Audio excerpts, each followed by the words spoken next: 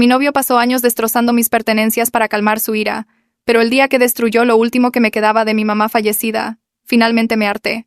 Cuando Daniel y yo nos fuimos a vivir juntos, al principio él era el chico más dulce, me ayudaba a decorar y de verdad se preocupaba porque el departamento se sintiera como un hogar. Yo tenía un espejo antiguo de mi abuela, mi colección de libros de la universidad, plantas que había cultivado desde semilla y una maceta de cerámica que mi mamá había hecho en su clase de alfarería un mes antes de morir de cáncer. Ella le había pintado unos girasoles pequeños y había escrito mi nombre en la base.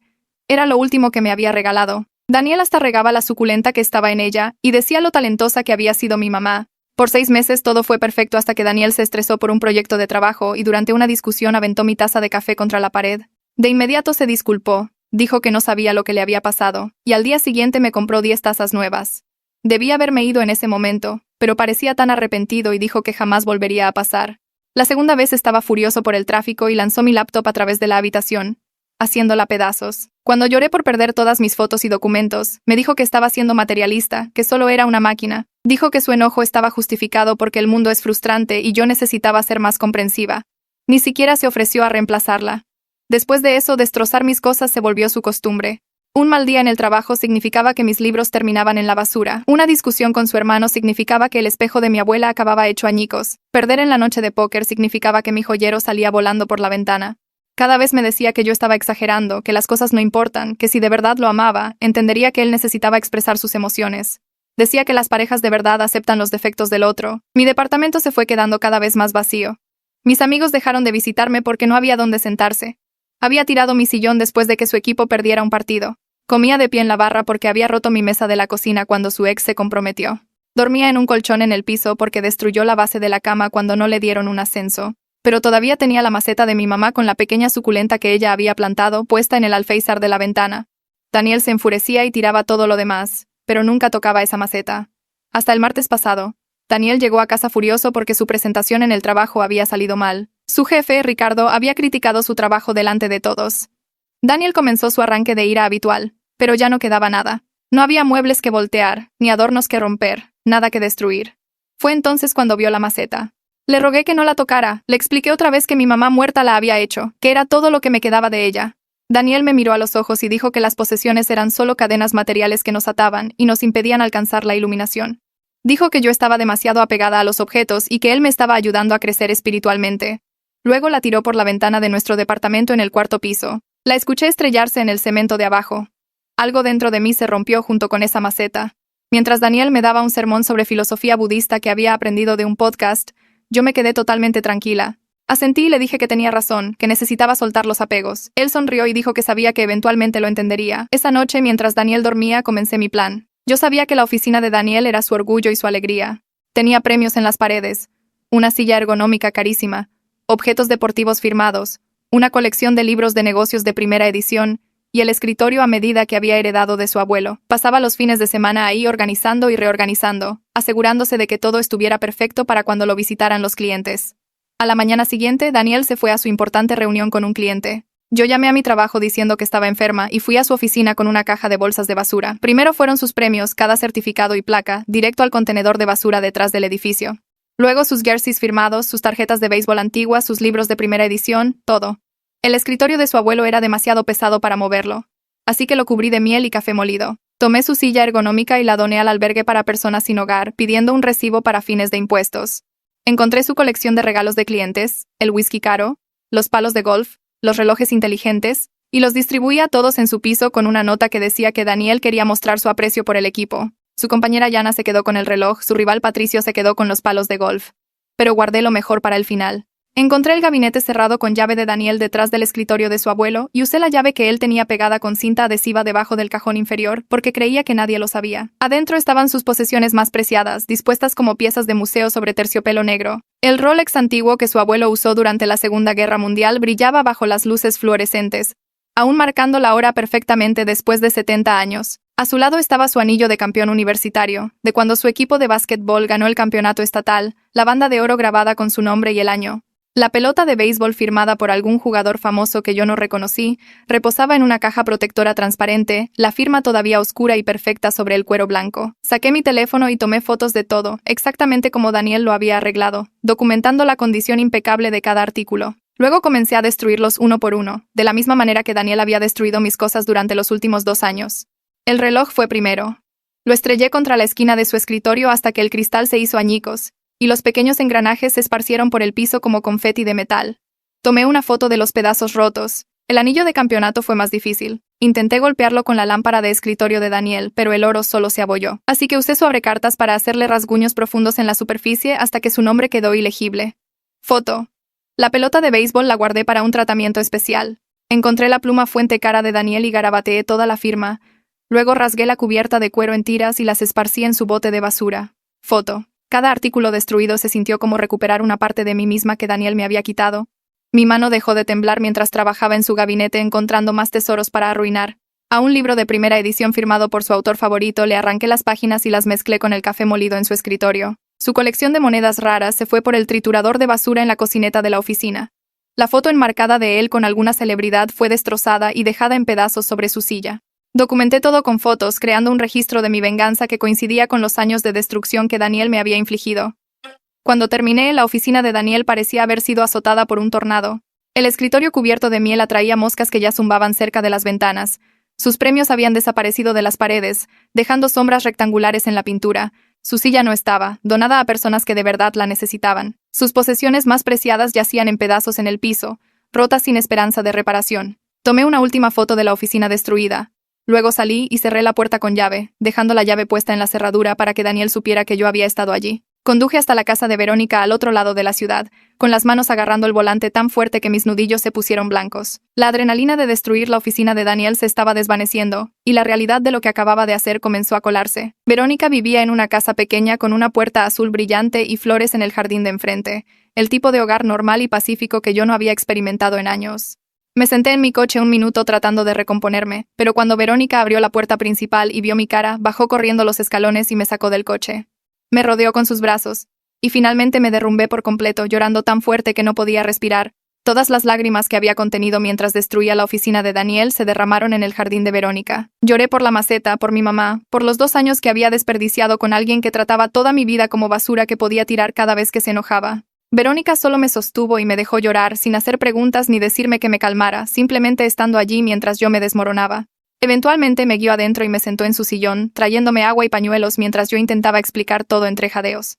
Le conté sobre Daniel tirando la maceta por la ventana, sobre su sermón de filosofía budista y soltar los apegos, sobre cómo algo dentro de mí simplemente se había roto. Le conté sobre ir a su oficina y destruir todo lo que él valoraba, sobre la forma sistemática en que había documentado cada posesión rota, justo como él había roto las mías. Verónica escuchó todo sin juzgar. Su rostro se iba poniendo más enojado mientras yo describía los años de destrucción de Daniel. Verónica me preparó té que no bebí y se sentó a mi lado mientras yo temblaba por la adrenalina residual y el dolor. Sacó un cuaderno y una pluma del cajón de su cocina y comenzó a hacer una lista de todo lo que yo tenía que hacer a continuación. Documentar el daño del departamento con fotos. Contactar al administrador del edificio sobre la destrucción de Daniel. Reunir mis documentos importantes antes de que Daniel pudiera destruirlos u ocultarlos. Encontrar un lugar seguro para quedarme porque Daniel definitivamente iría a buscarme. Prepararme para su reacción cuando descubriera lo que yo le había hecho a su oficina. La lista seguía creciendo a medida que Verónica pensaba en más pasos prácticos. Su letra era pulcra y organizada, mientras que mi cerebro se sentía como piezas dispersas que no podía armar. Me preguntó si tenía copias de mi acta de nacimiento, CURP, pasaporte, y me di cuenta de que no estaba segura de dónde las había puesto Daniel después de nuestra última mudanza. Verónica agregó eso a la lista con 3 estrellas al lado. Me preguntó sobre mis cuentas bancarias y si Daniel tenía acceso a ellas, y admití que teníamos una cuenta conjunta que él insistió que necesitábamos para los gastos del hogar. Otro artículo en la lista con estrellas. Me preguntó si tenía fotos de todas las cosas que Daniel había destruido a lo largo de los años y saqué mi teléfono para mostrarle el álbum que había estado guardando sin entender realmente por qué. Cientos de fotos de pertenencias rotas, vidrios destrozados, espacios vacíos donde solía haber muebles, todo documentado como evidencia que no sabía que estaba recolectando. Llamé a la administradora del edificio, Dalila. Desde el sillón de Verónica, mi voz todavía temblorosa por el llanto. Dalila contestó al segundo timbrazo y le expliqué que necesitaba reportar daños a la propiedad en mi departamento, que mi novio había tirado algo por la ventana del 4º piso. Me preguntó si alguien estaba herido y dije que no. Solo una maceta de cerámica que se había hecho pedazos en el cemento de abajo. Le envié por mensaje de texto las fotos que había tomado de los pedazos rotos, los girasoles que mi mamá había pintado apenas visibles en el trozo más grande. Dalila se quedó en silencio por un momento mirando las fotos, luego preguntó cuánto tiempo había estado sucediendo este tipo de cosas. Le dije que 2 años y ella comentó que otros inquilinos se habían quejado de ruidos fuertes y sonidos de cosas rompiéndose en nuestra unidad durante el último año, y que ella había estado documentando las quejas de ruido en caso de que necesitara tomar medidas. Dijo que agregaría mi informe al expediente y me preguntó si podía reunirse conmigo en el departamento en 1 hora para documentar los daños adentro. Acepté a pesar de que la idea de volver allí me revolvía el estómago. Dalila mencionó que necesitaría involucrar al dueño, dada la extensión de los daños a la propiedad. Y le dije que lo entendía. Me preguntó si me sentía segura volviendo al departamento y le dije que mi hermana iría conmigo. Dalila dijo que era inteligente y que me vería en 1 hora. Dalila se reunió con nosotras en el edificio de departamentos exactamente a tiempo, llevando una tableta y una cámara para documentar todo. Tomó fotos de los pedazos de la maceta destrozada que todavía estaban en el cemento, midiendo la distancia desde nuestra ventana del 4.º piso y anotando la trayectoria. Dentro del departamento caminó lentamente por cada habitación, fotografiando los espacios vacíos donde debería haber muebles. Documentó el sillón que faltaba, la mesa de la cocina rota todavía en pedazos en la esquina, el colchón en el piso sin base de cama. Dedicó tiempo extra a fotografiar el escritorio del abuelo de Daniel cubierto de miel seca y café molido, preguntando cuándo había ocurrido ese daño. Le expliqué que fue hace meses durante una de las rabietas de Daniel y que había tenido demasiado miedo de limpiarlo o mencionarlo. Dalila tomó notas en su tableta sobre cada artículo dañado o faltante, creando un registro oficial de la destrucción. Midió los rasguños en las paredes donde Daniel había lanzado cosas, fotografió los agujeros hechos en el tablaroca, documentó el seguro de la ventana roto de cuando Daniel la había estrellado durante una discusión. Hizo preguntas cuidadosas sobre cada pieza de daño y yo respondí lo más honestamente que pude, viendo cómo su rostro se ponía más serio con cada habitación en la que entrábamos. Cuando terminamos el recorrido, Dalila se sentó en el piso ya que no había otro lugar donde sentarse y explicó que este nivel de daño a la propiedad violaba nuestro contrato de arrendamiento. Necesitaría involucrar al dueño y probablemente habría cargos por reparaciones. Le dije que Daniel era responsable de toda la destrucción, no yo. Y ella dijo que me creía basándose en el patrón de daño y las quejas de los otros inquilinos. Parecía genuinamente comprensiva mientras me explicaba los siguientes pasos. Verónica y yo regresamos al departamento después de que Dalila se fue, sabiendo que teníamos tal vez 2 horas antes de que terminara la reunión con el cliente de Daniel. Necesitaba agarrar mis documentos esenciales, ropa y cualquier otra cosa que Daniel no hubiera destruido todavía. Nos movimos rápidamente por las habitaciones vacías, Verónica sosteniendo bolsas de basura mientras yo echaba lo que podía encontrar. Mi acta de nacimiento estaba en una caja de archivos debajo del lavabo del baño donde Daniel la había metido hace meses. Mi pasaporte estaba en su cajón del escritorio mezclado con sus propios papeles. Tardé 15 minutos en localizar mi CURP, que finalmente apareció en un gabinete de la cocina detrás de algunos platos. Empaqué ropa del closet, dándome cuenta de que Daniel había tirado la mayoría de mis cosas bonitas durante el último año, y me quedaban principalmente camisetas viejas y jeans. Mi laptop todavía estaba en el piso donde la había dejado esa mañana, y agarré el cargador y metí ambos en una bolsa. Unos pocos libros que Daniel se había pasado por alto, algunas fotos de antes de que nos mudáramos juntos, el formulario de inscripción a la clase de alfarería de mi mamá que había estado guardado en un cajón. Todo lo que importaba cabía en 2 bolsas, y me di cuenta de lo poco que me quedaba. Verónica seguía revisando su teléfono por la hora, recordándome que teníamos que apurarnos. Tenía miedo de que Daniel regresara a casa temprano y nos atrapara allí, miedo de lo que haría si me encontraba empacando para irme. Cada sonido del pasillo me hacía saltar. Mis manos no dejaban de temblar mientras me movía por el departamento recogiendo mis cosas. Seguía haciendo una pausa en el alféizar vacío de la ventana donde solía estar la maceta de mi mamá, mirando el espacio vacío como si pudiera hacer que reapareciera por fuerza de voluntad. Verónica me encontró paralizada allí por tercera vez, mi mano extendiéndose hacia la nada. Puso su brazo alrededor de mis hombros y suavemente me apartó de la ventana, recordándome que teníamos que terminar de empacar antes de que Daniel regresara. Dijo que mantenerme enfocada en tareas prácticas me ayudaría a superar esto, que podría llorar más tarde cuando estuviera en un lugar seguro. Asentí y me obligué a seguir moviéndome, revisando cajones y closets por cualquier cosa que se me hubiera pasado. Verónica tenía razón en que la acción ayudaba, en que tener tareas concretas mantenía el pánico a raya. Encontré mi viejo joyero en la parte trasera del closet, el que Daniel había tirado por la ventana durante la noche de póker. Alguien debió haberlo subido y yo lo había guardado sin mirar dentro. Estaba vacío excepto por un collar barato que mi mamá me había regalado para mi cumpleaños número 16, la cadena rota pero el dije intacto. Me lo puse en el bolsillo y seguí buscando. Cada pocos minutos Verónica revisaba la hora y me recordaba cuánto tiempo nos quedaba. 45 minutos, 30 minutos, 20 minutos antes de que la reunión de Daniel debiera terminar. Cargamos todo en el coche de Verónica en 3 viajes, trabajando rápido y en silencio. El primer viaje fue ropa y documentos, lo esencial que necesitaba absolutamente. El segundo viaje fue mi laptop, y los pocos libros que Daniel no había destruido. El tercer viaje fueron artículos al azar que encontré, cosas que habían sobrevivido 2 años de la ira de Daniel por suerte o descuido. De pie junto al coche de Verónica, miré toda mi vida empacada en su cajuela y asiento trasero. 2 maletas de ropa, una caja de documentos, mi laptop en su bolsa, una caja pequeña de fotos y recuerdos. Eso era todo. 2 años viviendo con Daniel me habían reducido a menos de lo que poseía en la universidad, cuando tenía 22 años y apenas empezaba. Daniel había destruido sistemáticamente todo lo que me importaba hasta que me quedé casi sin nada, y ver que todo cabía tan fácilmente en el coche de Verónica me hizo querer llorar de nuevo. Todos los muebles que había comprado para nuestro departamento se habían ido. Mi colección de libros de la universidad se había ido. Las plantas que había cultivado desde semilla, los adornos que había elegido, el espejo de mi abuela, todo destruido porque Daniel no podía controlar su enojo. Verónica cerró la cajuela y me dio un abrazo, sin decir nada porque no había nada que decir que hiciera que esto fuera mejor. Nos subimos al coche y nos fuimos del departamento y no miré hacia atrás. De vuelta en casa de Verónica finalmente revisé mi teléfono y vi 7 llamadas perdidas de Daniel. Sentí un vuelco en el estómago y mis manos comenzaron a temblar de nuevo al darme cuenta de lo que eso significaba. La reunión con el cliente de Daniel aún debería estar en curso, no debería estar llamándome en absoluto, lo que significaba que debió haberse ido temprano o cancelarla. Debe haber ido a su oficina y descubierto lo que yo había hecho. Él sabía sobre las posesiones destruidas, los artículos donados, el escritorio cubierto de miel, todo. Sabía que yo había contraatacado de la única manera que realmente le dolería, que yo había tomado sus posesiones más preciadas y las había roto justo como él había roto las mías. Las llamadas perdidas habían comenzado hacía 45 minutos, justo cuando estábamos cargando mis cosas en el coche de Verónica. Si Daniel había ido al departamento a buscarme, apenas lo habíamos evitado. Le mostré mi teléfono a Verónica e inmediatamente dijo que necesitábamos escuchar los mensajes de voz, que necesitábamos saber cuál había sido la reacción de Daniel. Yo no quería escuchar su voz, pero sabía que ella tenía razón. Puse el teléfono en altavoz y presioné reproducir en el primer mensaje de voz.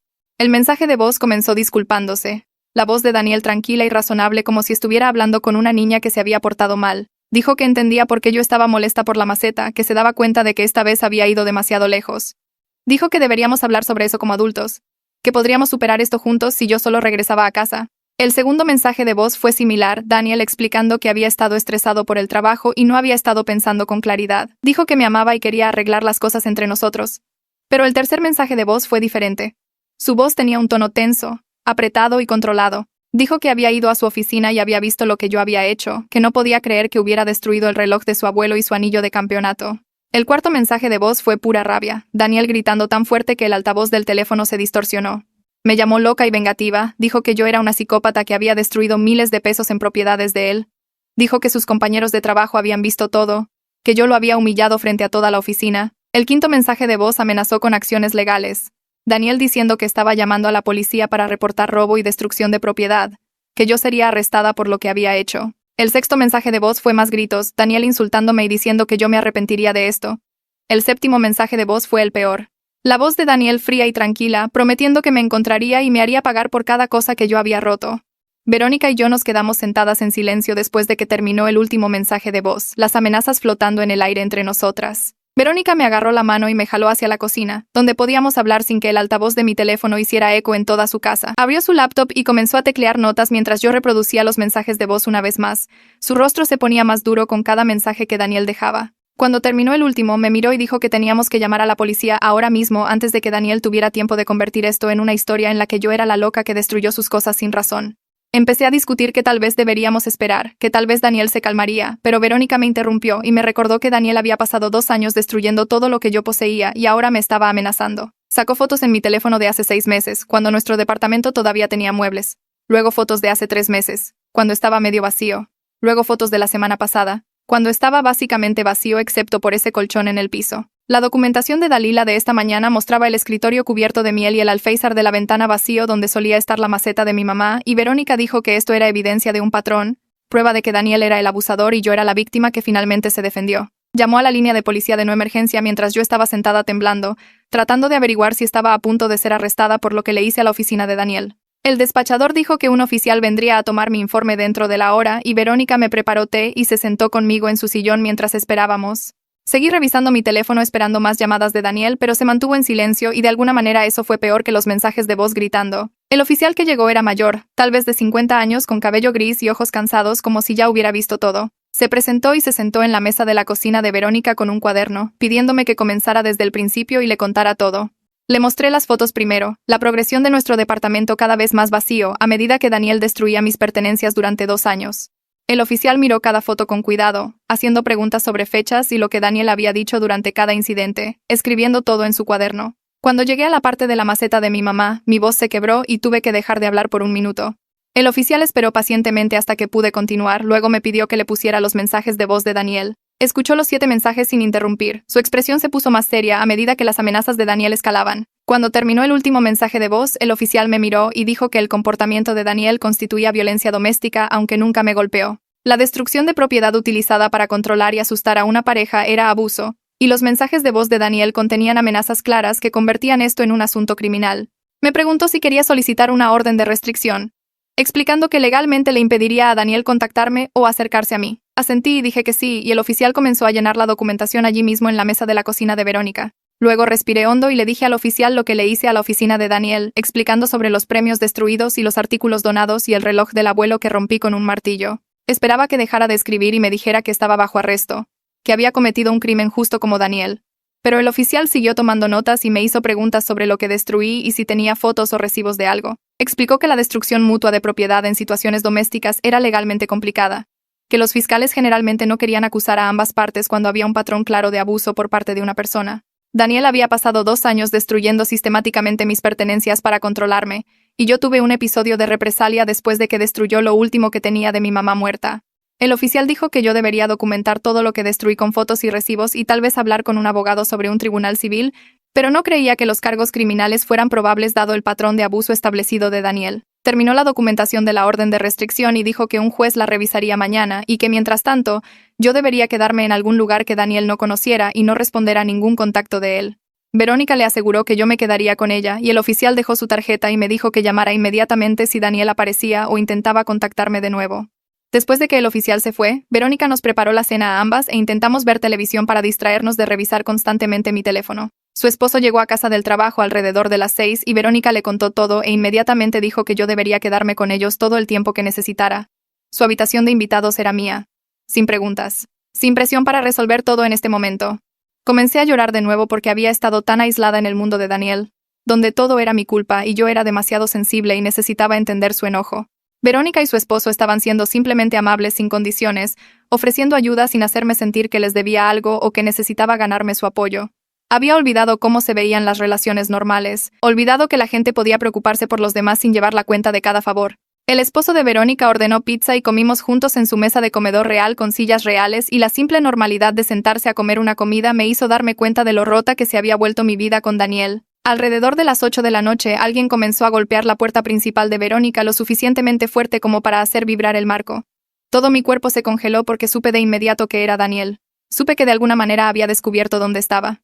Verónica agarró su teléfono y marcó a la policía mientras su esposo iba a la puerta pero no la abría. Daniel estaba gritando desde afuera, exigiendo que saliera a hablar con él como adulta, diciendo que necesitábamos resolver esto cara a cara.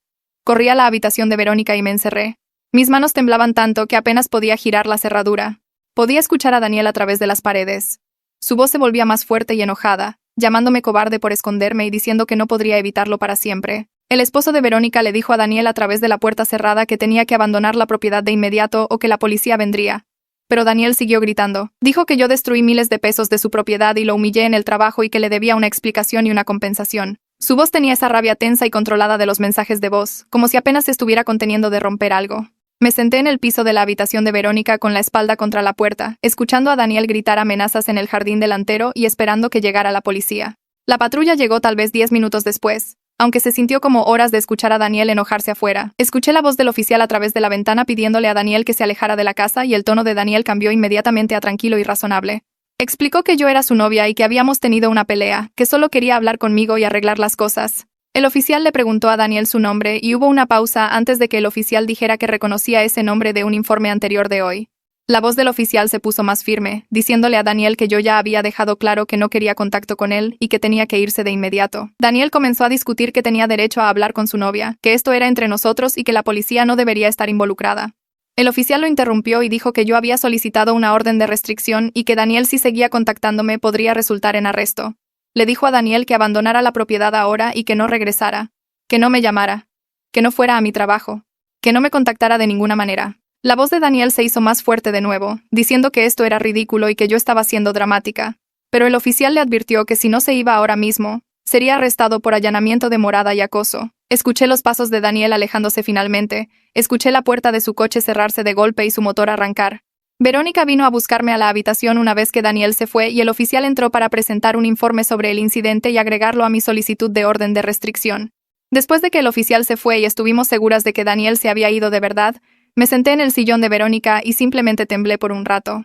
El esposo de Verónica me trajo una manta y más té, y ambos se sentaron conmigo sin intentar hacerme hablar sobre eso. Eventualmente, el esposo de Verónica dijo de nuevo que yo podía quedarme todo el tiempo que necesitara, que su casa era mi casa y que yo estaba segura allí.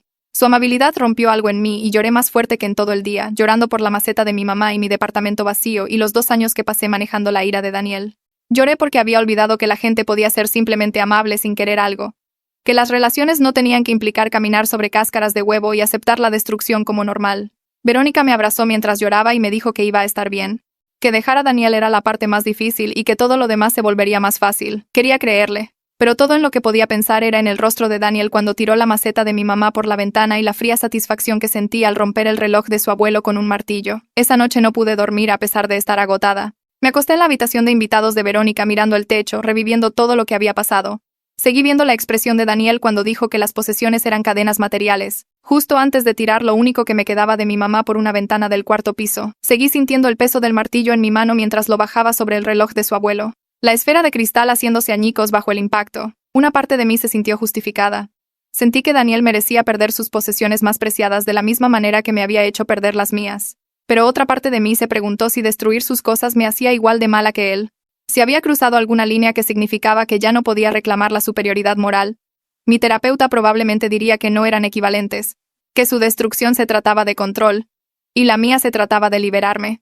Pero acostada allí en la oscuridad, no estaba segura de si esa distinción importaba o si la violencia era violencia, independientemente de la motivación. La incertidumbre moral me mantuvo despierta hasta que vi la luz comenzando a entrar por las cortinas y finalmente me di por vencida con dormir y fui a hacer café en la cocina de Verónica. Mi teléfono sonó alrededor de las 9 de la mañana siguiente y casi no contesté porque pensé que podría ser Daniel llamando desde un número diferente.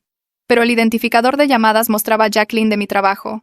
Mi mejor amiga con la que apenas había hablado en meses porque Daniel siempre tenía alguna razón por la que yo no podía reunirme con ella para almorzar o ir a sus fiestas.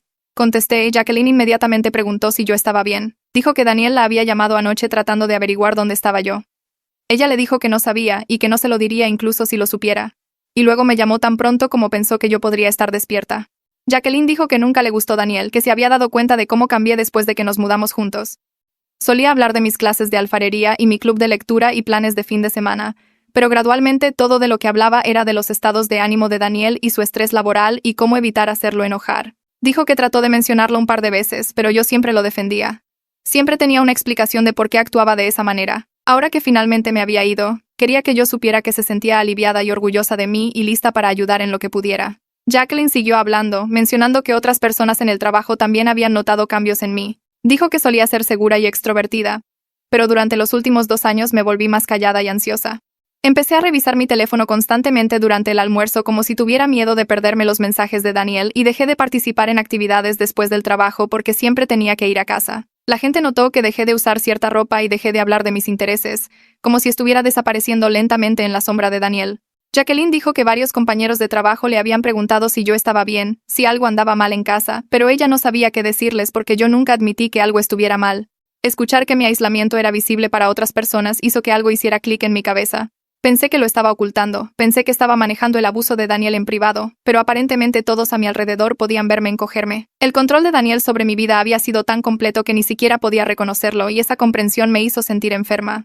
Le agradecí a Jacqueline por llamar y le prometí reunirme con ella para almorzar pronto. Luego colgué y me quedé sentada procesando el hecho de que mi abuso había sido obvio para todos excepto para mí. El dueño llamó alrededor del mediodía mientras yo todavía estaba en casa de Verónica tratando de averiguar mis próximos pasos.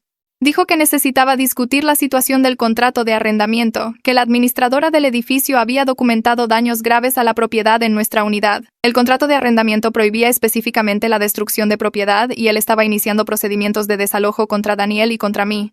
Respiré hondo y expliqué que yo ya me había mudado, que ya no vivía allí y que no tenía intención de volver.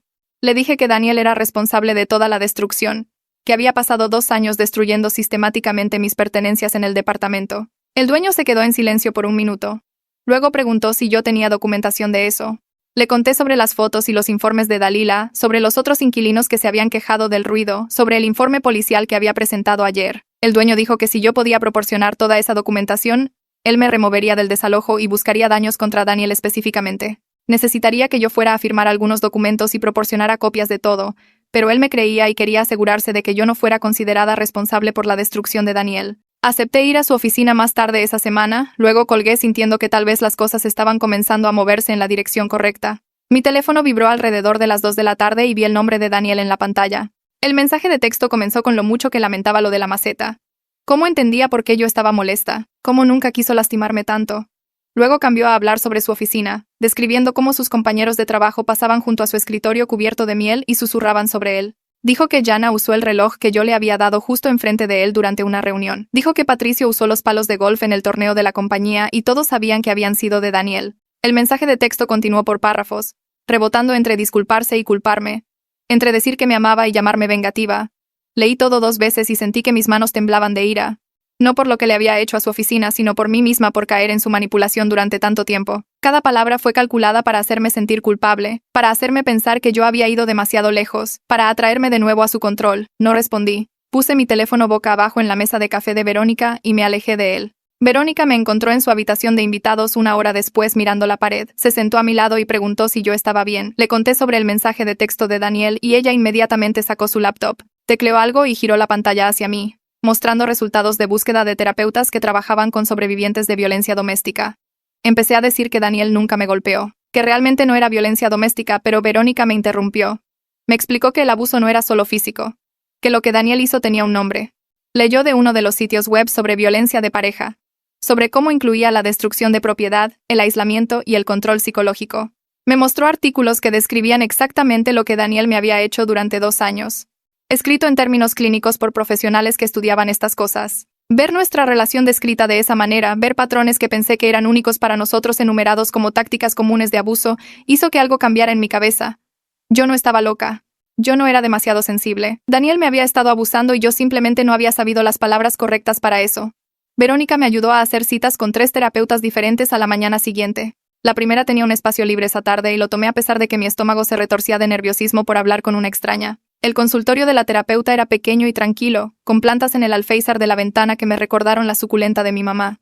Me senté en su sillón y le conté sobre la maceta, sobre los años de destrucción de Daniel, sobre mi venganza en su oficina. Ella escuchó sin interrumpir y tomó notas en un pad amarillo. Cuando terminé, dejó su pluma y explicó que los abusadores a menudo apuntan a las posesiones más significativas de sus parejas específicamente para causar el máximo daño emocional. Que Daniel destruyera la maceta de mi mamá no fue ir al azar o un mal momento. Fue un ataque calculado contra lo único que él sabía que yo más valoraba, diseñado para destruirme por completo y hacerme creer que yo merecía su trato.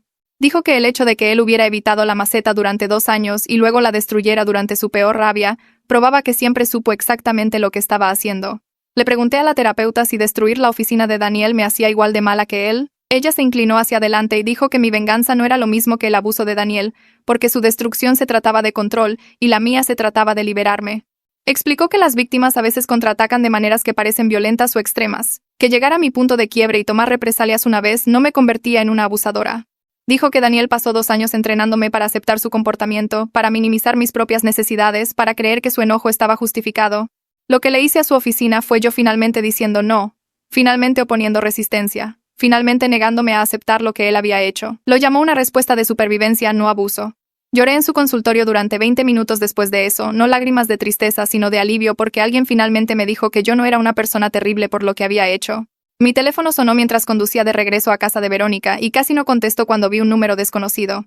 Pero algo me hizo contestar y una voz de hombre preguntó si yo era la novia de Daniel. Dije que solía serlo y pregunté quién llamaba.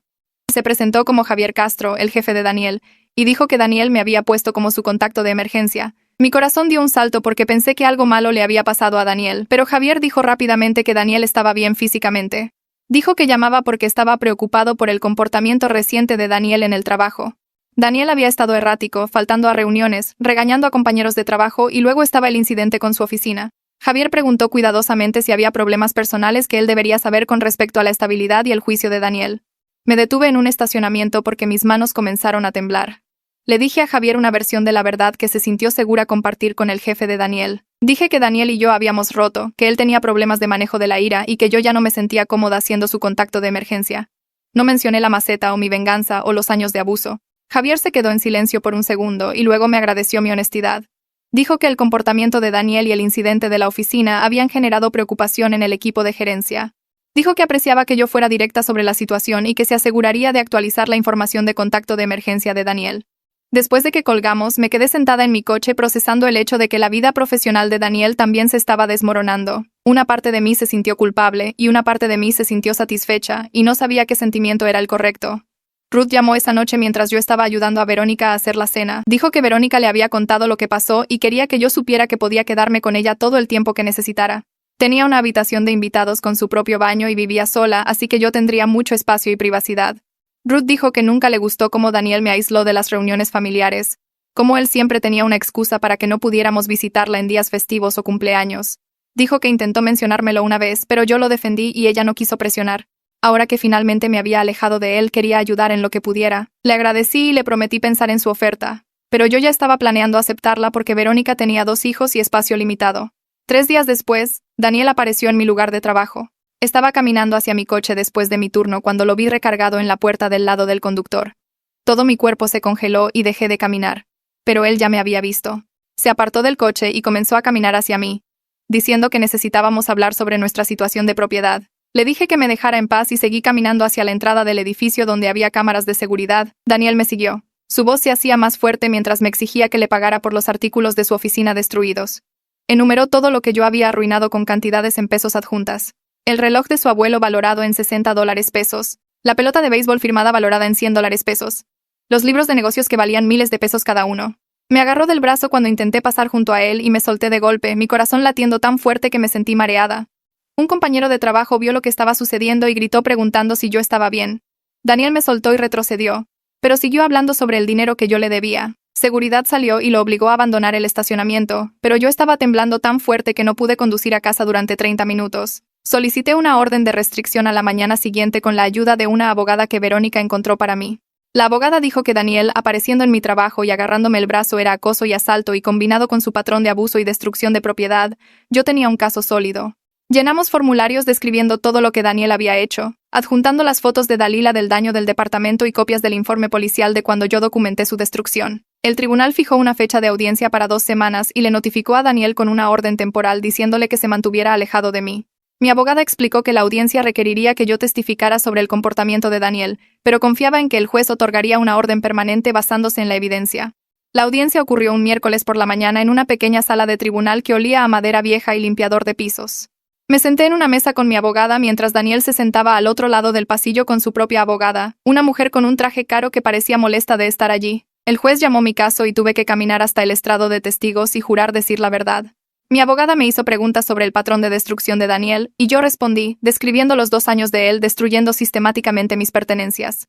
La abogada de Daniel me contrainterrogó tratando de hacerme admitir que yo destruí la oficina de Daniel de una manera igualmente violenta. Mostró fotos de su escritorio cubierto de miel y sus premios faltantes, sugiriendo que yo era tan abusiva como afirmaba que Daniel era. Pero mi abogada objetó y le mostró al juez la documentación de Dalila de nuestro departamento vacío, los informes policiales de los vecinos sobre quejas de ruido y fotos de todas mis pertenencias destruidas que abarcaban 2 años.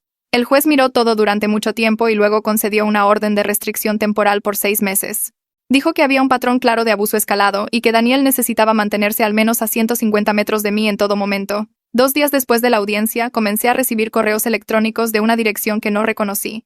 El correo decía cosas como que Daniel solo quería hablar, que lo sentía, que ahora estaba yendo a terapia y quería arreglar las cosas. Supe inmediatamente que era Daniel usando una cuenta falsa para eludir la orden de restricción.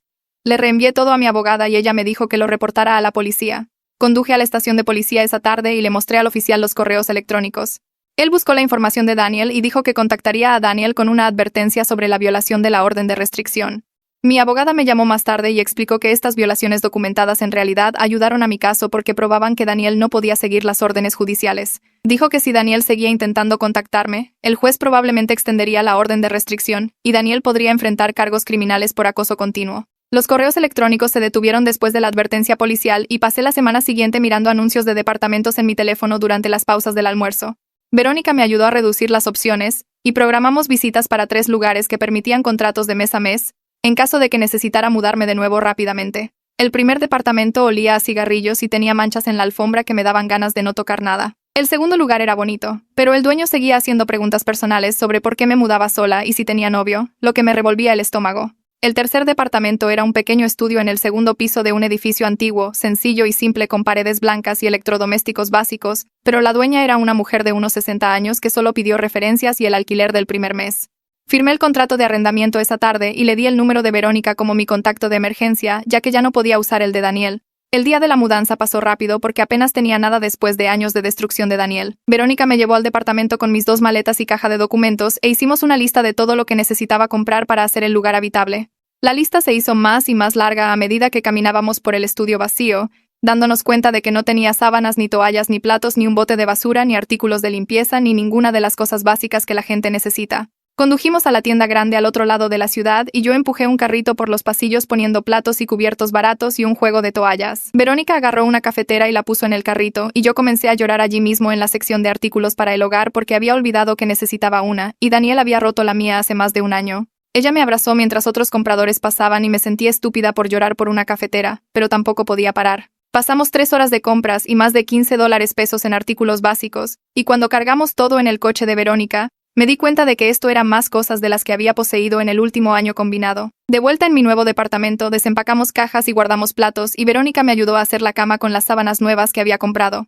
El departamento se veía vacío incluso con muebles porque las paredes estaban desnudas y no había decoración, solo artículos funcionales dispuestos en sus lugares correctos. Antes de que Verónica se fuera, me hizo prometerle que le enviaría un mensaje de texto todos los días y que la llamaría si Daniel intentaba algo, y escribió su dirección en un pedazo de papel y lo pegó a mi refrigerador en caso de que lo olvidara en una emergencia. Esa noche dormí en mi propio departamento por primera vez en años, en una cama que Daniel no conocía, en un edificio en el que nunca había estado, y seguí despertándome pensando que lo escuchaba entrando por la puerta.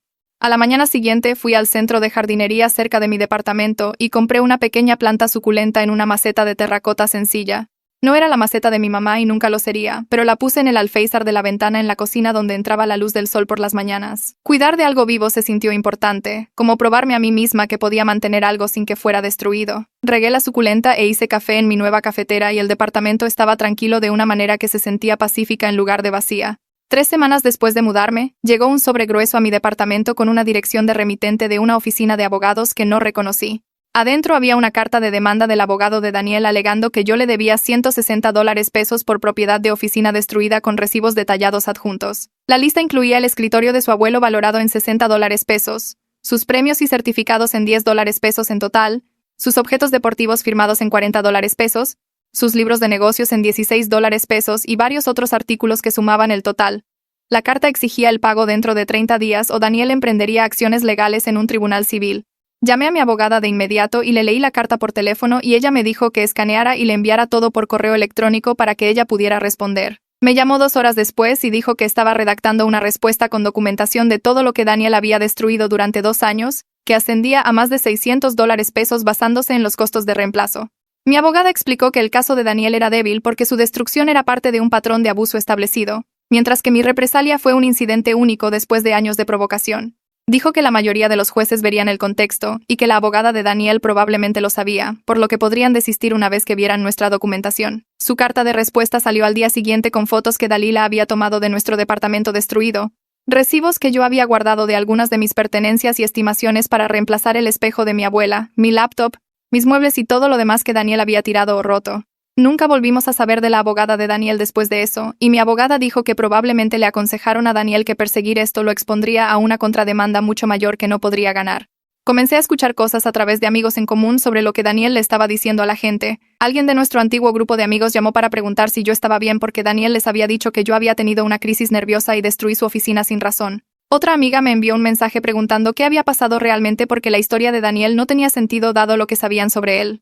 Me di cuenta de que Daniel estaba contando una versión en la que él era la víctima de una exnovia loca que se había vuelto loca y arruinó su vida profesional de la nada. Algunas personas le creyeron porque solo conocían la versión de Daniel, y vi cómo amigos en común dejaron de darle like a mis publicaciones en redes sociales o de responder a mis mensajes. Perder esas amistades dolió más de lo que esperaba porque yo conocía a algunas de estas personas desde hacía años, pero Jacqueline señaló algo importante cuando le conté sobre eso. Dijo que cualquiera que escuchara la historia de Daniel y no se molestara en preguntar mi versión o recordar su comportamiento pasado, en realidad no era mi amigo de todos modos.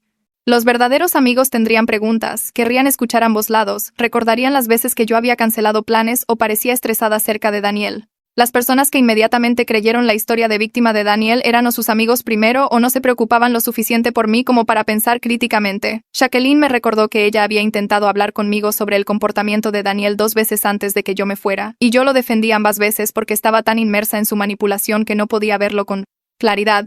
Dijo que perder a los amigos de ocasión era parte del proceso de reconstruir mi vida con personas que realmente se preocupaban por mí. La demanda del dueño contra Daniel avanzó a través del sistema judicial durante los siguientes 2 meses. Dalila llamó para avisarme que había sido citada para proporcionar testimonio y documentación sobre el daño del departamento, y me preguntó si estaba de acuerdo con que ella compartiera todo lo que había fotografiado. Le dije que compartiera lo que ayudara a establecer la verdad sobre lo que sucedió. Daniel intentó reclamar en sus documentos judiciales que yo era igualmente responsable por el daño a la propiedad, pero la documentación de Dalila mostraba claramente años de quejas de ruido de otros inquilinos sobre sonidos de choques y vidrios rompiéndose provenientes de nuestra unidad. Las quejas se remontaban a casi cuando nos mudamos y describían incidentes específicos de golpes fuertes y artículos siendo lanzados. Otros inquilinos proporcionaron declaraciones diciendo que habían escuchado a Daniel gritando y cosas rompiéndose, y un vecino dijo que casi llama a la policía varias veces pero no quería involucrarse. El abogado del dueño usó toda esta evidencia para establecer que Daniel era la fuente de la destrucción, y mi nombre fue eliminado de la demanda por completo. Dalila me dijo más tarde que el juez había fallado a favor del dueño por más de $240 en daños, y Daniel tendría que pagar las reparaciones del departamento, el reemplazo de accesorios dañados, y el alquiler perdido durante el periodo de reparación. Me sentí reivindicada sabiendo que había un registro legal de lo que Daniel había hecho, incluso si yo nunca vería ese dinero. Las sesiones de terapia me ayudaron a trabajar con los sentimientos complicados sobre lo que le había hecho a la oficina de Daniel. Mi terapeuta preguntó si me arrepentía de destruir sus cosas y dije que no, lo que me sorprendió cuando me escuché decirlo en voz alta. Explicó que el arrepentimiento y la curación no son lo mismo, y que yo podía reconocer que mi venganza estaba justificada mientras seguía procesando la ira y el dolor que me llevaron a ese punto. Hablamos sobre cómo la destrucción de Daniel se trataba de control e intimidación, con el objetivo de destruirme y hacerme aceptar su comportamiento. Mi venganza se trataba de liberarme y mostrarle que sus acciones tenían consecuencias, lo cual era fundamentalmente diferente, incluso si la acción superficial se veía similar. Mi terapeuta dijo que la curación no se trataba de perdonar a Daniel o sentirme mal por contraatacar. Se trataba de entender lo que me pasó y aprender a confiar en mi propio juicio de nuevo. Señaló que yo pasé 2 años dudando de mí misma porque Daniel me dijo que yo era demasiado sensible y demasiado materialista, y reconstruir mi confianza significaba reconocer que mis sentimientos y necesidades fueron válidos todo el tiempo. Trabajamos en identificar los patrones de manipulación que Daniel usaba, como la forma en que se disculpaba después de destruir algo pero luego lo hacía de nuevo, o cómo él enmarcaba su enojo como justificado y mi dolor como exageración. Comprender estos patrones me ayudó a ver cuán a fondo él había alterado mi percepción de la realidad. Comencé a reconectarme con amigos con los que había perdido contacto durante mi relación con Daniel, personas a las que había dejado de llamar o ver porque manejar los estados de ánimo de Daniel me quitaba toda mi energía. Mi compañera de cuarto de la universidad vino a ver mi nuevo departamento y trajo vino y hablamos durante horas sobre todo lo que había pasado. Ella admitió que ella y otros amigos habían intentado expresar preocupaciones sobre Daniel al principio, pero yo siempre lo defendí y le resté importancia a su comportamiento. Dijo que se habían echado para atrás porque no querían alejarme, pero que habían estado preocupados y esperaban que yo finalmente viera lo que ellos veían. Escuchar su perspectiva me hizo entender cuán a fondo Daniel me había aislado sin que yo siquiera me diera cuenta. Había dejado de ir a las noches de juegos porque Daniel se molestaba si me quedaba fuera hasta tarde. Había rechazado invitaciones a conciertos porque Daniel decía que la música era demasiado fuerte y le daba dolor de cabeza. Había faltado a fiestas de cumpleaños porque Daniel tuvo un mal día y me necesitaba en casa.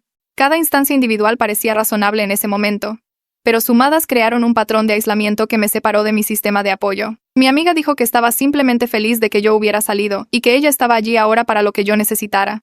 Hicimos planes para tener cenas regulares y ella me presentó a su nuevo grupo de amigos ya que nuestros viejos amigos en común se habían dispersado. 3 meses después de dejar a Daniel, yo estaba mejor en formas medibles, pero todavía luchaba con la ansiedad que surgía de la nada. Estaba comprando víveres y de repente me preocupaba que comprar los granos de café caros fuera demasiado materialista y derrochador. Veía algo que quería para mi departamento y escuchaba la voz de Daniel en mi cabeza diciéndome que las posesiones eran solo cadenas materiales. Mi terapeuta llamó a esto abuso interiorizado, explicando que la voz de Daniel se había convertido en parte de mi diálogo interno después de años de escuchar sus justificaciones y críticas. Me dio ejercicios para desafiar esos pensamientos, preguntándome si yo realmente creía que las cosas no importaban o si esa era la manipulación de Daniel todavía afectándome. Practiqué comprando cosas que yo quería sin culpa, comenzando con algo pequeño como una vela bonita y llegando a compras más grandes como un sillón de lectura cómodo.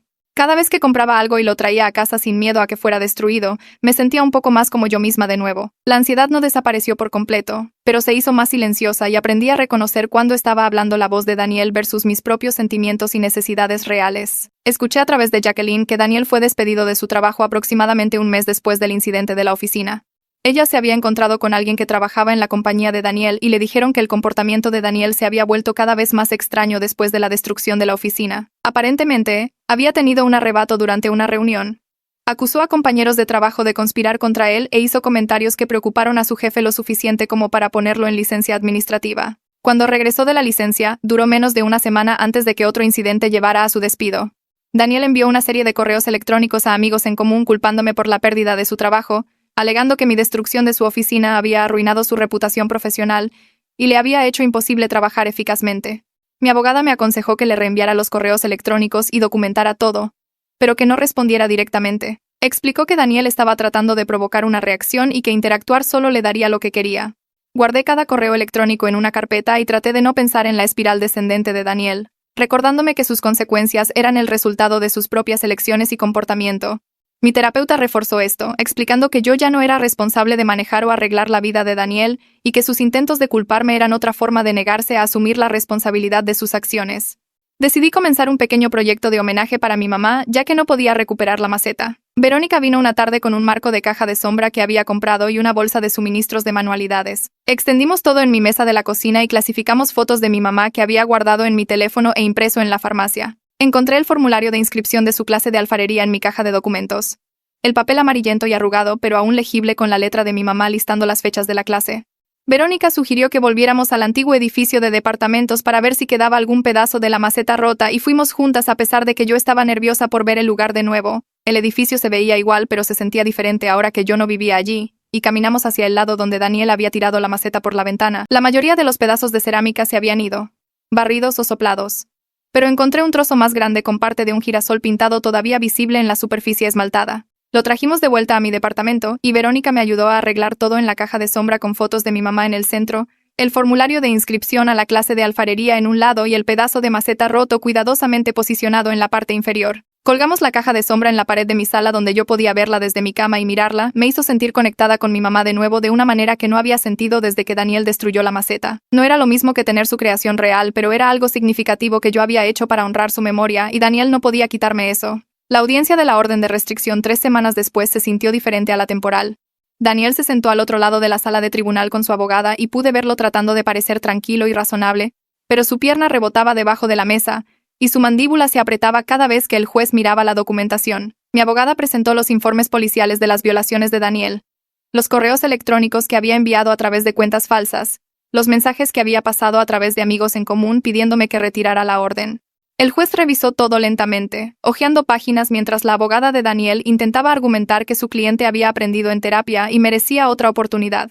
Pero luego el juez levantó la vista y dijo que el comportamiento de Daniel no mostraba una comprensión real de lo que había hecho mal, que sus intentos continuos de contactarme probaban que no respetaba los límites u órdenes legales. La orden de restricción se hizo permanente, efectiva por 3 años con posibilidad de extensión si Daniel la violaba de nuevo. El rostro de Daniel se puso rojo y comenzó a levantarse, pero su abogada lo agarró del brazo y lo jaló hacia abajo. Salir de esa sala de tribunal sabiendo que legalmente Daniel no podía acercarse a mí por 3 años hizo que mis hombros se relajaran con un alivio que no sabía que había estado conteniendo.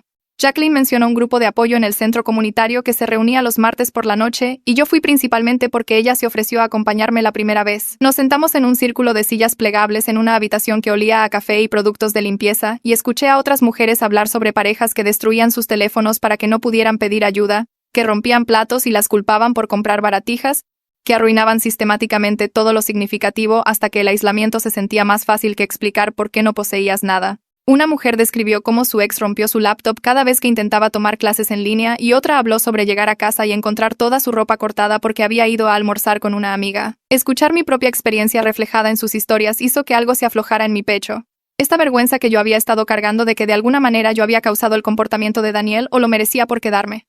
Cuando fue mi turno de compartir, les conté sobre la maceta y mi mamá y el departamento vacío y varias mujeres asintieron como si lo entendieran completamente. Después de que terminó la reunión, 3 mujeres diferentes se acercaron a abrazarme y decir lo valiente que yo era por irme, y me di cuenta de que salir requería más fuerza de la que me había dado crédito. Mi jefa me llamó a su oficina un jueves por la mañana y pasé todo el camino por el pasillo convencida de que me iban a despedir por todos los días que había llamado diciendo que estaba enferma durante lo peor de todo con Daniel. En cambio, me ofreció una promoción a coordinadora senior con un aumento de sueldo significativo y mejores beneficios. Dijo que había notado cambios positivos en mi trabajo durante los últimos meses, que parecía más enfocada y segura, que mis ideas en las reuniones se habían vuelto más nítidas y creativas. Le agradecí y traté de no llorar. Pero después de que salí de su oficina, me senté en el cubículo del baño durante 10 minutos solo respirando y procesando que el abuso de Daniel también había llegado a mi vida profesional. Yo había estado tan ocupada manejando sus estados de ánimo y reemplazando pertenencias destruidas que mi carrera había sufrido sin que yo me diera cuenta por completo. Conseguir esa promoción se sintió como recuperar otra pieza de mí misma, probando que yo podía tener éxito cuando no estaba constantemente preocupada por lo que se rompería cuando llegara a casa. Aarón de la oficina de Daniel me envió un correo electrónico unos días después con el asunto "Te debo una disculpa". Escribió que había trabajado cerca de Daniel durante 2 años y lo escuchó hacer comentarios sobre que su novia estaba demasiado apegada a las cosas, sobre cómo las mujeres necesitaban aprender que las posesiones no eran importantes, sobre cómo él me estaba enseñando valiosas lecciones sobre el materialismo. Aarón dijo que se rió o se quedó callado porque pensó que Daniel solo estaba desahogándose sobre cosas normales de pareja. Pero después del incidente de la oficina y de escuchar por chismes de la compañía lo que realmente había estado sucediendo, se sintió mal por no haber reconocido las banderas rojas. Se disculpó por no haber dicho algo antes, por no cuestionar la actitud extraña de Daniel sobre la destrucción de cosas, por ser parte de una cultura laboral que permitía que el comportamiento de Daniel pareciera normal. Leer el correo electrónico de Aarón me hizo sentir menos sola de alguna manera, sabiendo que otras personas vieron las acciones de Daniel claramente ahora y entendieron que yo no estaba loca o demasiado sensible.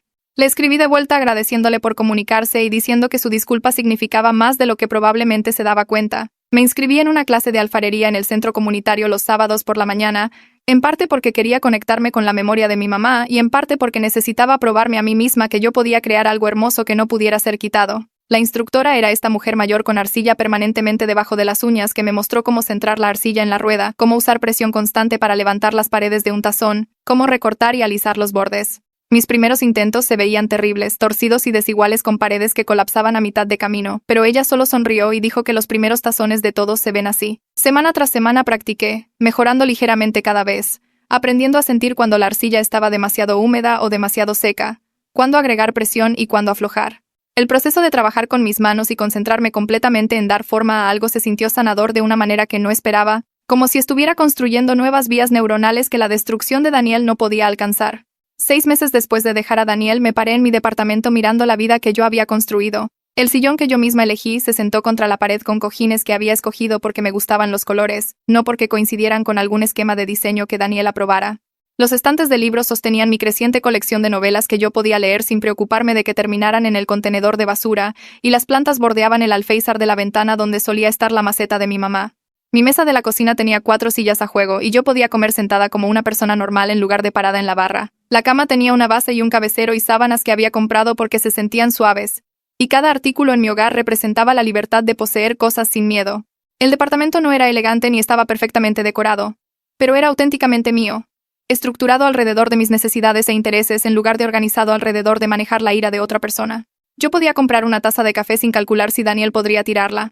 Podía exhibir fotos sin preguntarme si sobrevivirían a la semana. Podía existir en mi propio espacio sin estar constantemente preparándome para la destrucción. Jacqueline me dijo durante el almuerzo que Daniel estaba saliendo con alguien nuevo y sentí un vuelco en el estómago a pesar de que no había pensado en él en semanas.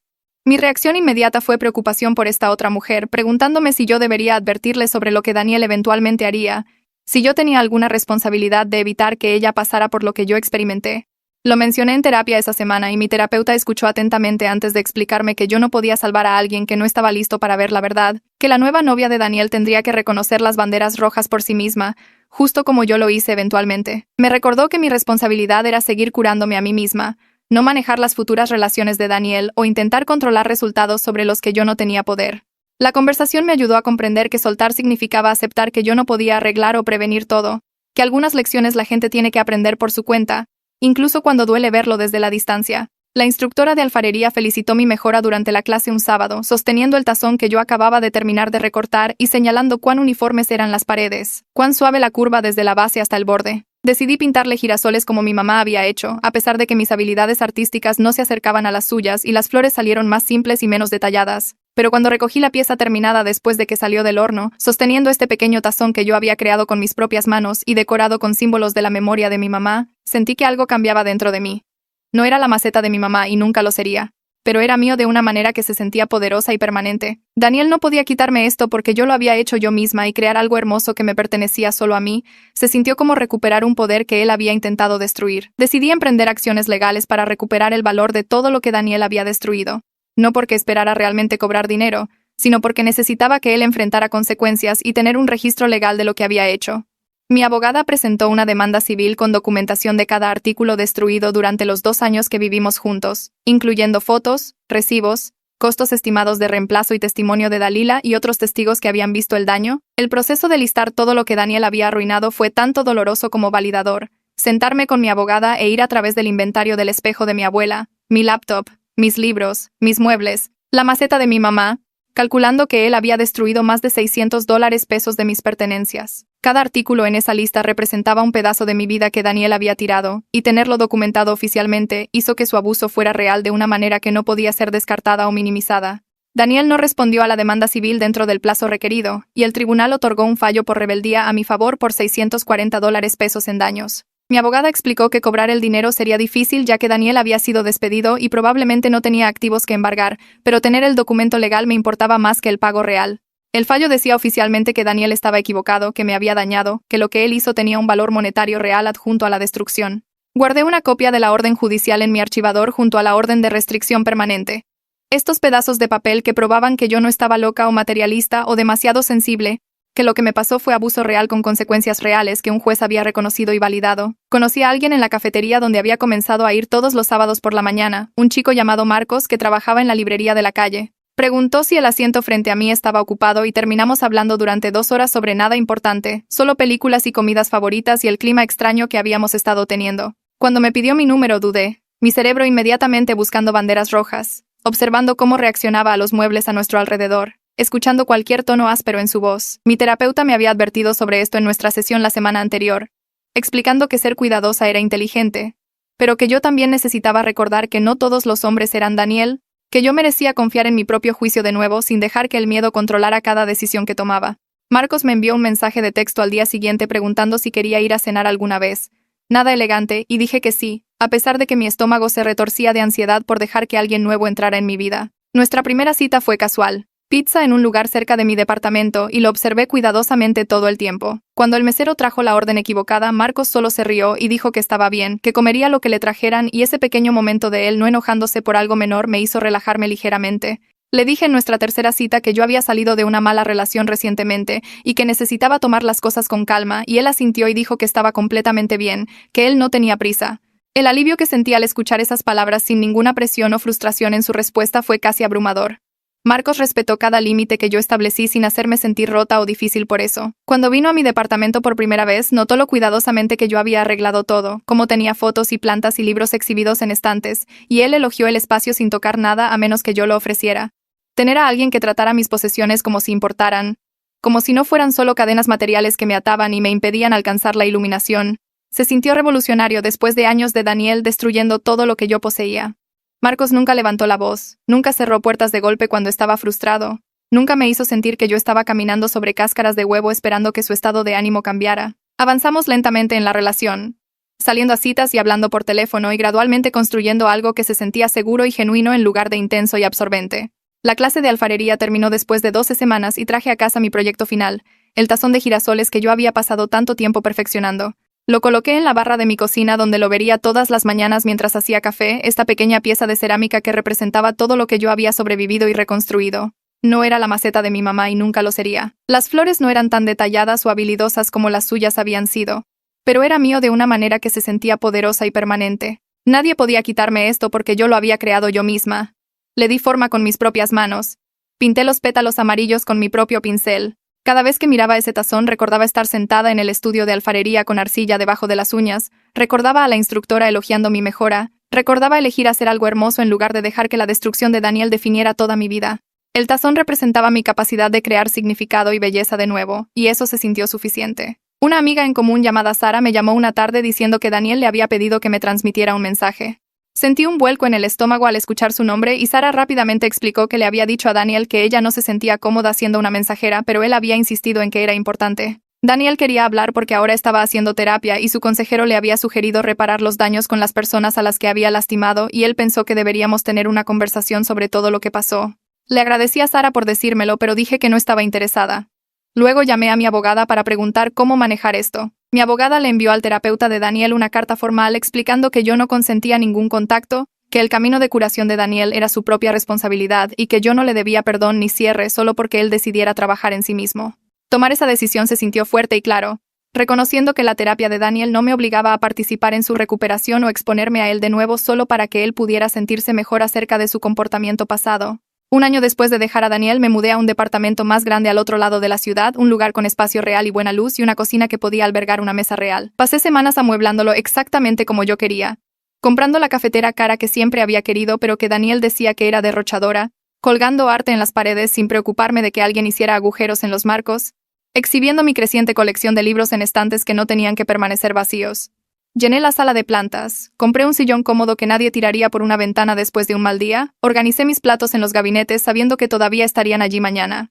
Nada en mi hogar requería permiso o se arriesgaba a la destrucción. Cada artículo que yo poseía era mío para guardar y disfrutar sin miedo. El departamento se sintió como una representación física de mi libertad. Cada habitación prueba de que yo había construido una vida que Daniel ya no podía tocar. Ruth me invitó a cenar un domingo en su casa y cuando llegué me jaló a un abrazo y me sostuvo por más tiempo de lo habitual. Durante la cena mencionó lo diferente que yo parecía en comparación con hace un año, más ligera y más segura, más como la persona que yo había sido antes de que Daniel entrara en mi vida. Su observación me sorprendió porque yo había estado tan concentrada en el trabajo diario de curación que no me había detenido a notar mi propio crecimiento, pero escucharlo de alguien que me había conocido toda la vida hizo que los cambios se sintieran reales y significativos. Ruth dijo que ella y otros miembros de la familia se habían preocupado por mí durante esos años con Daniel, pero no sabían cómo ayudar y estaba agradecida de que yo hubiera encontrado mi camino para salir de esa relación a pesar de que el camino había sido doloroso. Le agradecí por esperar pacientemente en lugar de presionar, por mantener la puerta abierta para que yo tuviera un lugar seguro a donde regresar cuando finalmente estuviera lista. El facilitador del grupo de apoyo se acercó a mí después de una reunión y preguntó si yo estaría dispuesta a compartir mi historia en su próxima sesión para sobrevivientes que recién se iban. Acepté a pesar de que la idea me ponía nerviosa y 2 semanas después me paré frente a 15 mujeres y hablé sobre Daniel destruyendo mis pertenencias, sobre la maceta de mi mamá, sobre la venganza y las batallas legales y el lento proceso de reconstruir mi vida. Varias mujeres lloraron mientras hablaba y después 3 de ellas vinieron a agradecerme por ayudarlas a sentirse menos solas en sus experiencias. Una mujer dijo que escuchar que yo había llegado al otro lado le dio esperanza de que ella también podría. Y saber que mi dolor podría servir a un propósito para otras sobrevivientes hizo que todo lo que yo había pasado se sintiera ligeramente menos sin sentido. Contar mi experiencia a mujeres que estaban donde yo había estado hace un año se sintió significativo de una manera que yo no esperaba. Usé parte de mi aumento por la promoción para crear un pequeño fondo de becas en el centro comunitario, específicamente para que sobrevivientes de violencia doméstica tomaran clases de arte. La instructora de alfarería lloró cuando le expliqué por qué esto importaba, que la expresión creativa había sido crucial para mi curación y que yo quería que otras mujeres tuvieran esa misma oportunidad. El centro acordó administrar el fondo y promoverlo a través de refugios locales. Y en un mes, 2 mujeres habían solicitado tomar la clase de alfarería usando el dinero de la beca.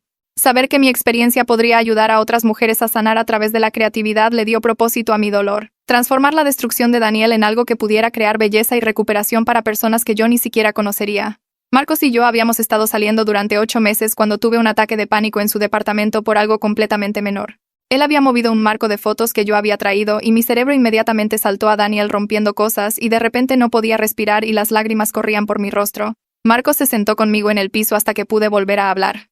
Y cuando le expliqué sobre Daniel y los años de destrucción, él escuchó sin juzgar y dijo que entendía que mi curación era continua. Hablamos abiertamente sobre mi pasado después de eso, sobre los detonantes con los que todavía lidiaba y la ansiedad que a veces surgía de la nada.